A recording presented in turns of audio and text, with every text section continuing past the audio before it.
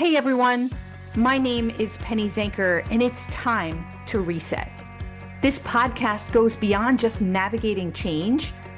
It's about new ways of thinking about how you can approach challenges, how you can shift your mindset when needed, create some space and grace for yourself so that you can rethink, recharge, and reprioritize when and where needed. Are you ready to unlock your full potential? Thank you for hitting play and sharing this next episode with me. It's time to reset.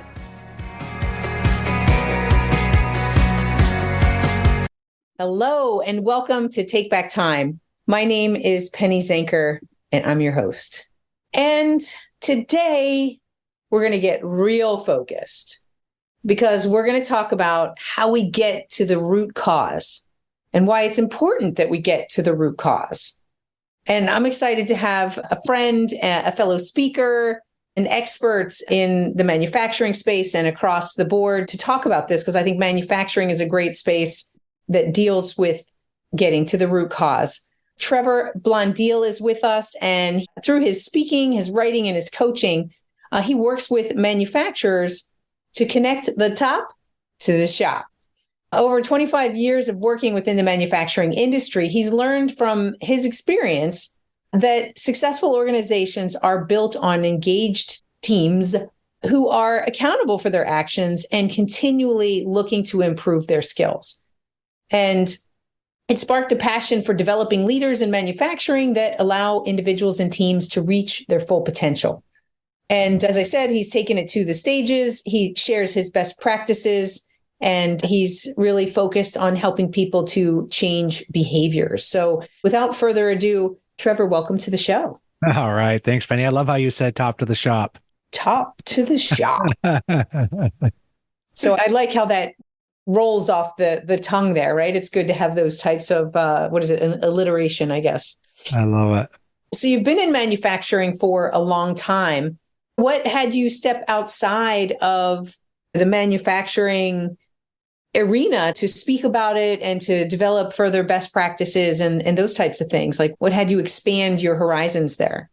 You talk about root cause, and we have a lot of problem solving and the Six Sigma, and we really find out like what's the real problem, right? Because we focus on one part of the line, but it's really coming from another area, kind of like how your back may be hurting, but it could be something to do with the alignment in your legs, right? So we're trying to figure that out.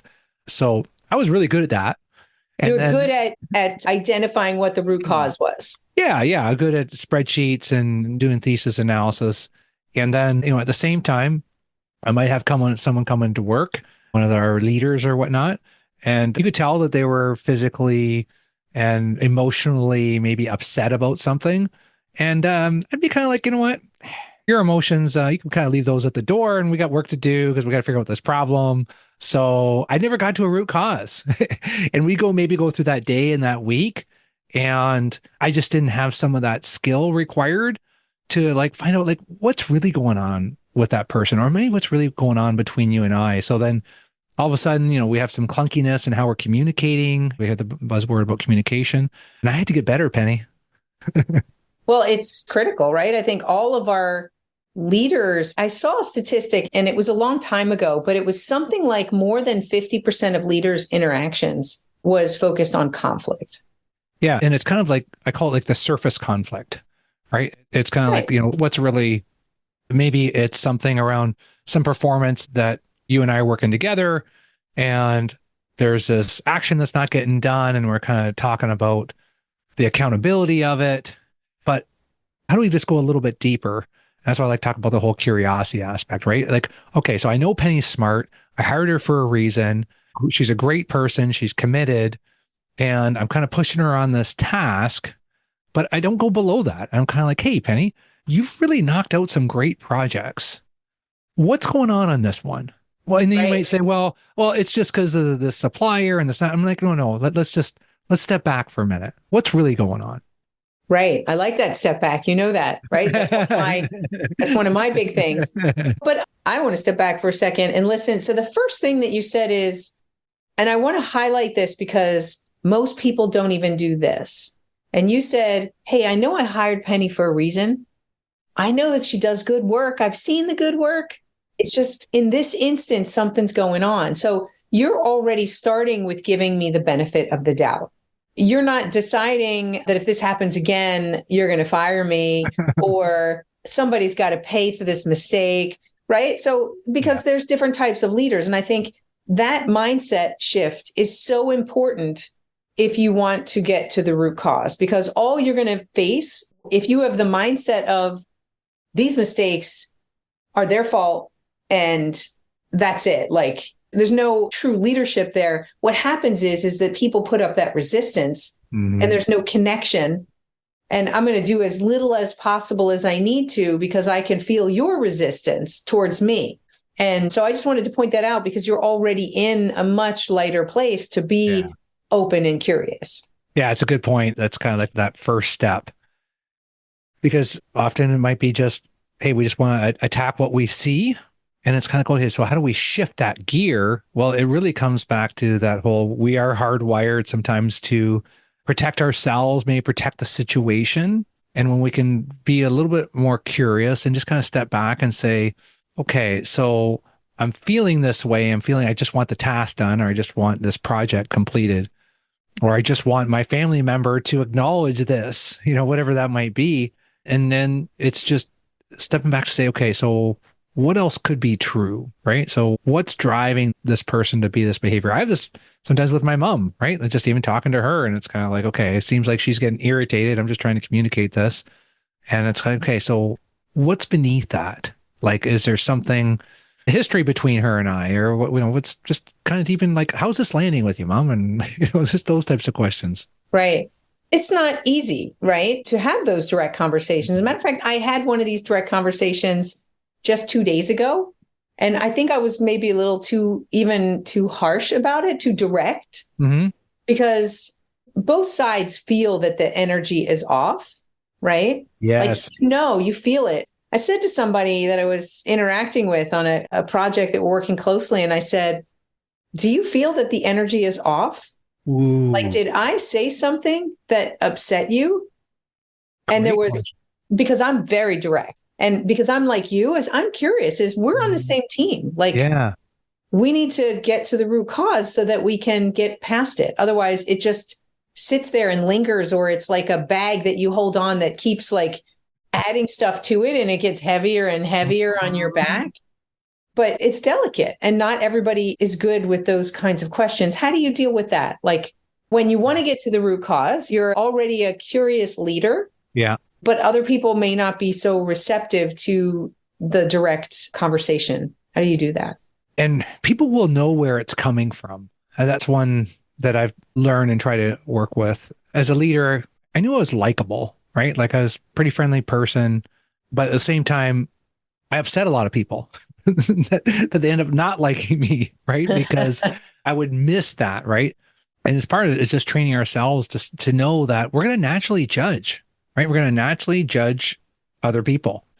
That's going to come into our mind. And it's just catching ourselves and saying, okay, I feel like I'm kind of judging this person, but maybe I need to be a little more curious. Like, maybe there's something else going on here. Maybe it's not the energy between me and this person, and we don't normally have this conversation. It's just kind of like, if you are truly coming from the right place, they're going to know, right? They're going to know, like, are you just being weird? Or are you just trying to blame me for something? Or are you really genuine? Like, hey, Penny, the energy is kind of changing here. I love this approach, right? Because it's not, I don't think it's direct. I think it's just kind of like, are you feeling this? Like, it seems like this is getting frustrating for both of us. Right. I think what I said afterwards was maybe a little bit too direct, because the answer was no, there's nothing. And I'm like, really? I was like, because you're pointing out what I said this time and how I said it. And okay. When you start to have that type of, remember when you said that you should do this, and yesterday you said, that means we're so focused on what was said in the past that we're not looking at the solutions. We're looking at, my feelings were hurt, my expectations weren't met. There's other things that are coming up when people are doing that. It's like, an example that probably everybody can relate to is if you're on a customer service call and somebody says to you, we've never had that problem. Well, I don't care that you've never had that problem. That's really irrelevant to me. Right. But if somebody's looking to cover themselves, and instead of saying, oh, let's see how we're going to solve this and be focused on solving the problem, one is focused on covering their behind. And then it's not an energy that doesn't work. It can turn into like some passive aggressive behavior. Yeah. And I think that's a great catch even by yourself there, right? Just kind of say, okay, you started it with, hey, what's the energy? And for someone, go back to the original question of like, if this is something that we're regularly comfortable with, because it's not, but the safe area is focusing on keeping it on yourself. And saying really after is okay, but just kind of like, really, because like, I've got this weird feeling and I don't know why I'm feeling it. And I've used this with people that feel like I'm irritating you. I said that too. Yeah. But here's what I learned, and you can tell me whether you think that's what I said too, is it sounds like that I'm frustrating you or irritating you. And I think also the mistake that I made is when somebody says no, I think that I probably would have been better off, instead of trying to dig deeper with curiosity, I should have just said, let them think about it and say, okay, maybe I misread that. I apologize. And just let it lie. Yes. Because maybe some people need time to and maybe they didn't feel safe with me. Yep. It's a new relationship. We don't have any previous experience. So it's not like where you might be a leader of somebody working with them on a day-to-day basis. This is more new. So I think we also need to know when to let it sit for a little while and when to dig deeper. I tend to be a heavy digger, but that's not always effective. What do you see in those situations? Yeah, I could see where you and we dig in right away. We're in that space, and I'd ask you, and I think we kind of get that quickly identified, whatever that would be. And the saying I like to use is meet people where they're at. And that the perfect example is, what is the level of your relationship with that person, right? Versus have you worked with them for a while? Is this a new project?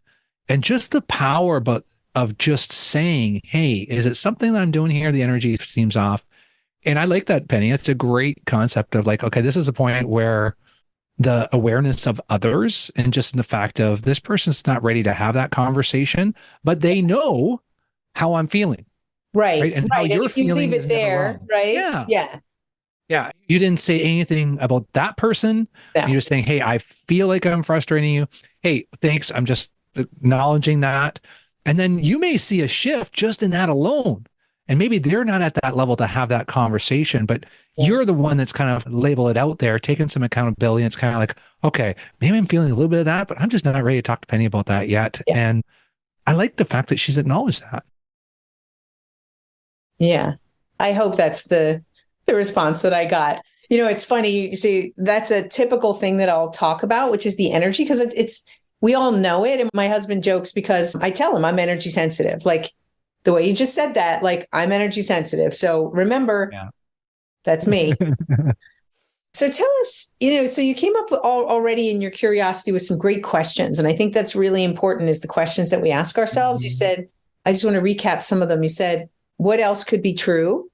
I heard you say. You said, what could be going on with this person outside, and acknowledging that they typically do good work and something's off. Yeah. What are some other things that you might say to yourself or say to others that would help you get to the root cause of a conflict or challenge?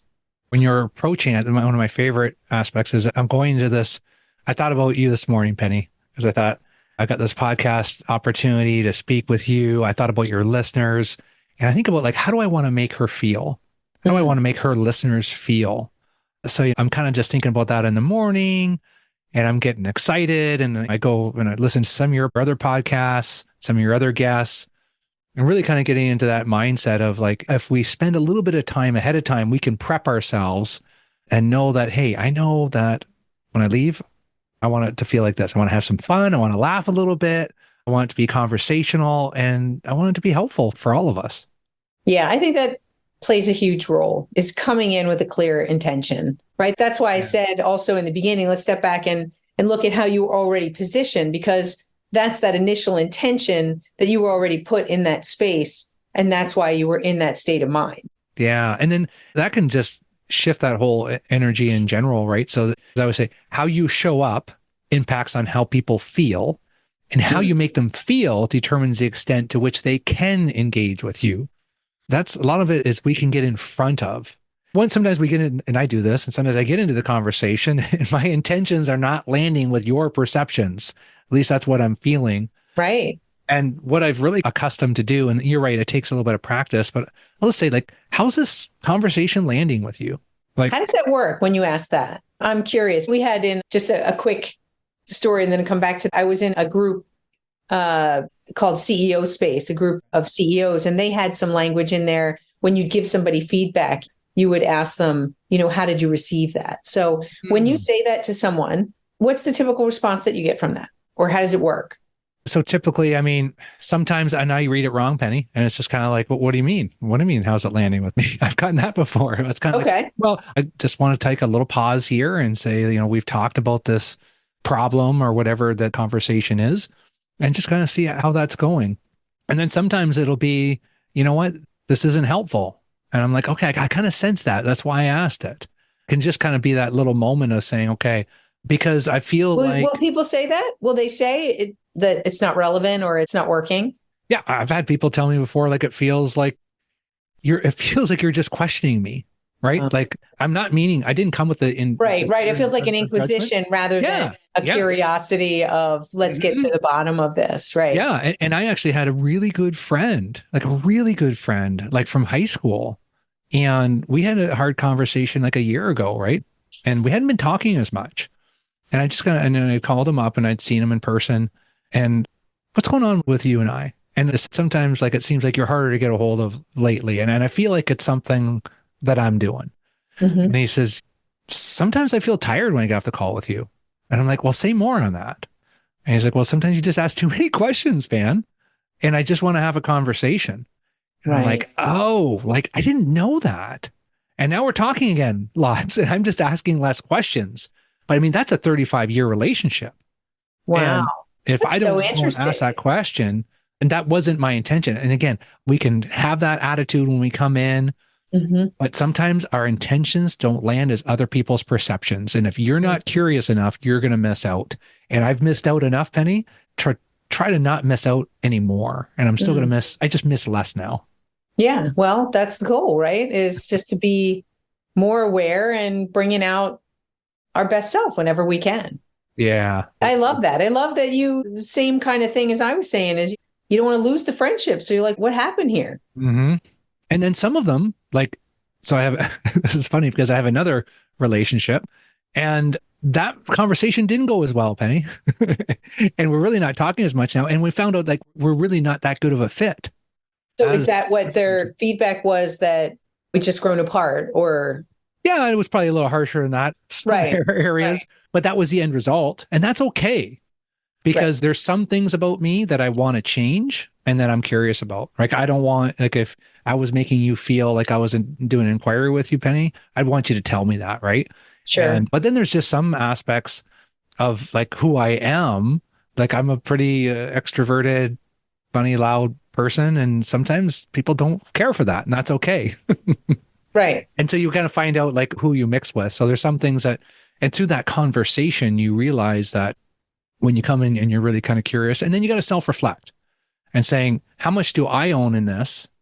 And how much does the other person own in this? If we start with ourselves first, then we can kind of evaluate that.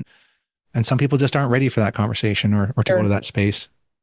Sure. I think that is the same at work, is that each party has to own what they bring to the table. And sometimes it's not a fit, right? Sometimes you can bend over backwards and try to say things the right way or the best way that you know how, and constantly be making adaptations. But sometimes it's just not a fit. And there's some things, like you said, that don't get changed because it's maybe the way that to accommodate. I'm trying to think of an example, right? For somebody who consistently comes in late or is late for meetings or something like that, right? There's a conversation, there's an understanding, but there's also got to be some understanding from the other people's side that this is wasting other people's time, or right, that it cannot be accepted. Certain things there's not a compromise on. Yeah, we both got to have some curiosity. Like we go that a little bit of curiosity. Oh, it's like, you're asking that about me. Okay, well, now I'm curious on why you're asking that. Because, because if you can get that, like you talk about the energy, it's kind of like, okay, interesting that you asked that. Where's that coming from? And it's kind of like, Uh-huh. okay, well, it's coming from here. And then that's where you kind of get to that root cause. It's kind of like, and sometimes it's the silliest of aspects that you just don't realize. And then maybe it's a text. We take that text out of context. So instead of like running down that rabbit hole, it's kind of like, hey, can you give me a call? My mind's Yeah. going someplace weird in this text. Yeah, exactly. What do you mean by that? I don't want to misinterpret. And I actually I had somebody who sent me a text that should not be on text. I'm like, I really think this is a phone call that we should have. So I'm not going to read the text. Let's just talk. Oh, I love that. That's you showing up, right? That's just you showing up. You're curious. You see the text. Yeah, We don't have to put this into the wrong place. Just give me a call. absolutely. Do you have any other like key questions or a framework that you use or, any other tools that you see around this kind of topic of being curious and being able to get to the root cause? Yeah. And I call it just the showing up space, right? The space between how we think we show up versus how other people see us. And to me, that's the most important space in my life, right? It's because it's kind of like you get to that point where I don't need everybody to like me. I do want to come across as I intend, though. And that whole space of showing up causes that constant work of checking in and just doing that, even like afterwards, right? So that's kind of like maybe that next step is even after that conversation, if you've asked that question, that energy, and you can even just say like, how do you think this project's going? You and I working on this together, right? Mhm. Is there anything that we need to adjust and kind of what's going on? Yeah, we'll definitely see about that. I mean, after that phone call, I said, are you okay to continue working with me? Like, is there an issue? Are we going to be okay to work together? And the other side needs to be, and do you feel the same? Right. So, and what do we need to do to meet in the middle? So, Yeah. you know what? It's just curious, but candid, right? It has to be candid. We have to understand, because I think if you don't have those candid conversations, then like you said, it stays surface level and you might have some of the richness, right? Once you get through that, if there is bad energy and you're able to get through that, like your 35-year-old friend could be like 10 times closer after just resolving something because you actually work together to resolve something, right? It makes the Absolutely. trust in the relationship stronger. Yeah. And you just love the guy, right? And it's like, man, then you're just grateful because it's kind of like, and here's maybe what this is the final key is that when it comes from care, right? Does this person care about me personally? Mm-hmm. And you can get away with so much in what you say and using the wrong words. But when your words or your actions start to come to the point where it does feel like a dagger, and it's kind of like, you know what? If you really cared about me, I wouldn't feel that way when it comes from you. Mm-hmm. Because when you care about me, it comes from that place. And it's like, man, I don't know what's going on. The last couple of times we were in that meeting, it just felt like everything I said was wrong. And I care about our relationship. So I'm Right. really kind of coming from this place. And then the opposite is just, if you're just coming here to condemn me, then I'm not going to receive that. Right. Because I don't need that. And if I don't care, and if you don't think you care about me, then I don't really care about your opinion. Right. Well, and actually, what happens in a lot of organizations, and I was just writing a note to myself to think about, is that this thing where there's a tipping point where people feel like you don't care, and then they are actively disengaged, meaning they are sabotaging the relationship and the organization. Mm-hmm. Right. There is that tipping point when they feel like you don't care, they'll do anything to stick it to you. Well, and they also want to people that you'd never expect that from too. Like I have two clients who I've worked with them over the years and years and years. And I saw this happen with one person at each of those organizations. And I was just thinking this morning, like, where does that come from? What was it? And it was something that triggered that they felt like they were being taken advantage of or the leaders didn't care. Yeah. So you have two choices, or maybe more, but the two main choices that I see there is that your own behaviors to reinforce your belief window that they don't care. Right. Option one, which it sounds like can be done. And the other one is that you can just, again, come up with your own curiosity and say, man, that person makes me feel like they don't really care. I'm going to ask them, do you not like, do you care about me? So for somebody who feels in an organization, they're whatever, whether they're manufacturing and on the line or they're in leadership somewhere, wherever the role might be, how does one address that with their leadership? Yeah, I can remember a moment where I'm running a plant, at least in the majority of it, and that the general manager, the VP, is kind of like overriding me a little bit, like going directly to some of my team and really making me feel undermined. Uh-huh. And it's funny, once we start to get into that space, right, where you were describing with that person or me and my old boss, we start to get weird. We start to separate ourselves, right? We start to separate ourselves from that person and distance it a little bit. And it gets really awkward. And it's like, how do you even address it? And then I basically just went to his, got him out of his office and kind of in some neutral territory. And I just say, hey, like, when you do this, it's making me feel like this. Like when you call the supervisor in the middle of the night and then I'm not even involved and it makes me feel like you don't trust me. And then we just kind of got into that deeper conversation. And we did have, as you would say, Penny, like we had a reset moment. And the boss isn't always going to do that.